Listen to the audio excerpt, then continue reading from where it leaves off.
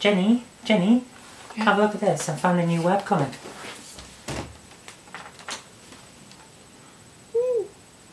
Hey, that's good, that is.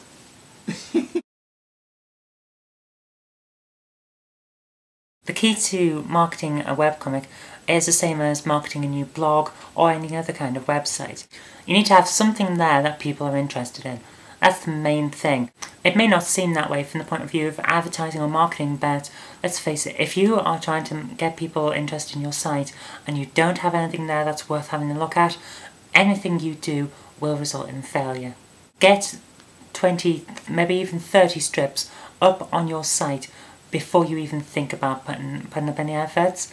Otherwise, you're going to be advertising for something that people haven't got enough information on yet. There's not enough there for them to look at and decide, is this something that I want to have a look at? Is it something that I want to keep coming back to? So, now that we've got your content there, how is it best to market it? Well, there are several ways to do it. We'll go through them in order. The first way is Project Wonderful.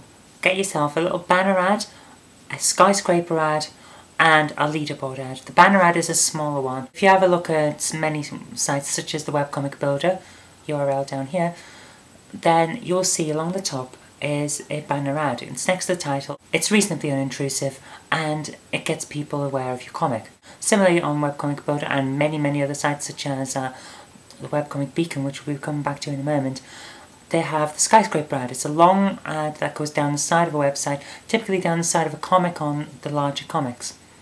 And that's an excellent banner type as well because it gives a bit more space to tell people about what your comic is. Similarly, they have the leaderboard ad, which is a bit like the skyscraper ad, only instead of being vertical, it's horizontal, and it takes about the same amount of screen space. You will need all three of these because different websites use different types of advertising. So get your adverts together to make a decision whether you're going to animate them or not. I recommend don't go too flashy if you do animations because a lot of people are put off by that. So get your 3 adverts, put them onto Project Wonderful, and then look at the websites you want to advertise on. Now, when I was in advertising and marketing as a full-time job, I always found that no matter what type of campaign you're doing, most people won't be interested. I find the door-to-door sales model is the most applicable to webcomics, surprisingly enough, because the model in door-to-door sales is effectively, if you knock on 100 doors, you will get 97 rejections and 3 people will be interested. You're looking for those 3 people. The same is true in webcomic advertising, because regardless of how good your advert is, the majority of people will not click on it. So, going for a wide burst is not your best option. The key to success with Project Wonderful, as a lot of people will tell you if you ask, is to target sites that have something to do with your comic. Either it's a similar style of humour on another webcomic, or if your webcomic is likely to be of interest to people outside of the webcomics community, you can target blogs and other websites using Project Wonderful that talk about your topic. Targeting websites that have readers who are interested in your topic increases the chance that they'll click on your advert. And you're aiming here to be getting your cost per click down to 2 cents or lower. This way you're not spending too much on your adverts and you're getting a decent rate of return. It may take a few tries to get this. Not all websites that you think are great for your comic or are perfectly matched will actually work out very well for you. There are other websites for advertising as well as Google AdSense. I've found a few comics that way, and if you have an AdSense account, which I recommend you get, because if you have a blog or even if you want to just put a few more adverts along the bottom of your comic, Google AdSense can work very well. It tailors to what you're talking about on the site and delivers adverts. I've actually found a few webcomics that way myself, and they're pretty good comics, but I wouldn't have found them without the advertising. Similarly, if you have a Google AdSense account, Google will routinely send out little coupons you can use for free advertising. Make the best of that you can. If those come up, use it. It's free. Okay, so you've got your adverts up, you've got your comic up, and it's going quite well. What else can you do? Well, joining communities is an excellent way of getting yourself known. You've got to remember that you yourself are one of your biggest marketing assets. If you can develop your own personal brand, then people will come to your comic because they like what you as a person are saying or doing. There are many examples of this on Twitter, for example. Anything mentioned by Gabe or Tico from Penny Arcade will usually get flooded with people clicking on links. Similarly with Felicia Day, Will Wheaton, or anyone like that. If you have a personal brand, people will flock to what you're doing because they're interested in you.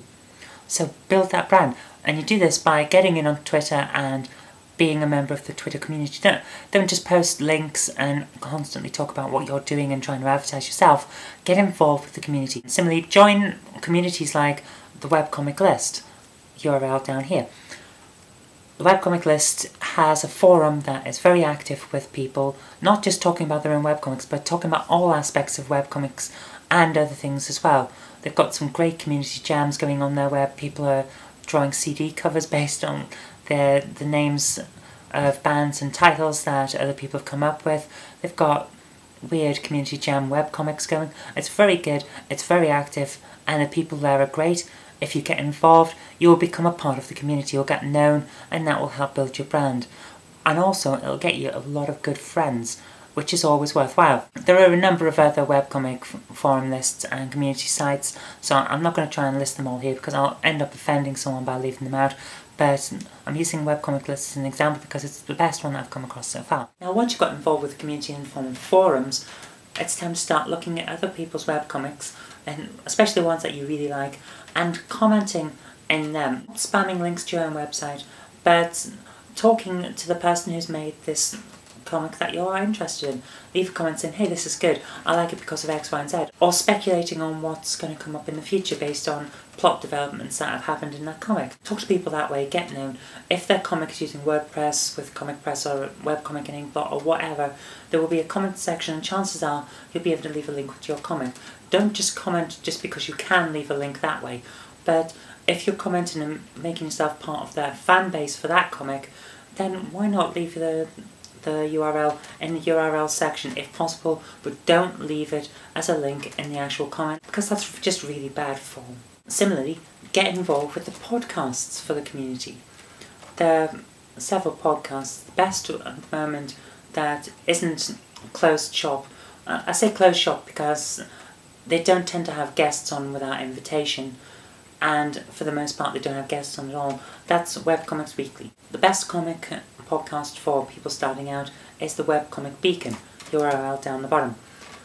It's fantastic for getting to know all the other people who are starting out in comics, are using it as a hobby, and are trying to develop it as a business. It's a very, very good podcast, but it's also somewhere that you might want to join in the chat room and chat to people there. Again, building up your notoriety, but also getting involved in the community more.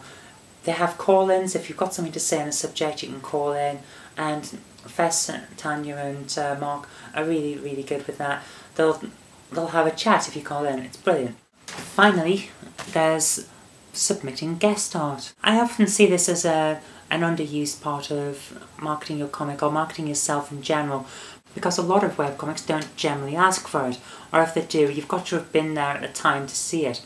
So my tip here is, if you like a comic, submit fan art. They'll have a gallery section for fan art on most websites, and if they don't, sending some in might actually cause them to build one. If a comic that you really like is going on holiday or has to go on hiatus for whatever reason, and they're saying, hey, we'd like to continue by putting up guest art to fill in the gap, submit some.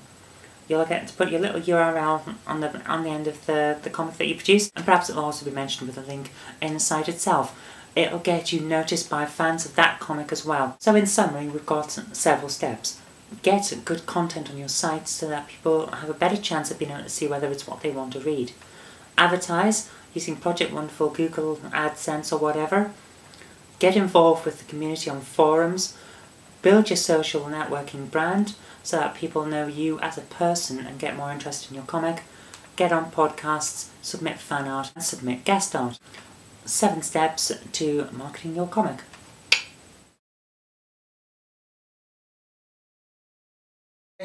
And Jenny. Go away, go away. Thanks, just take over my channel, why don't you? Okay, fine. That's if you want. Mine! Yoink! well, you really can't get the staff, can you? Yes, you can.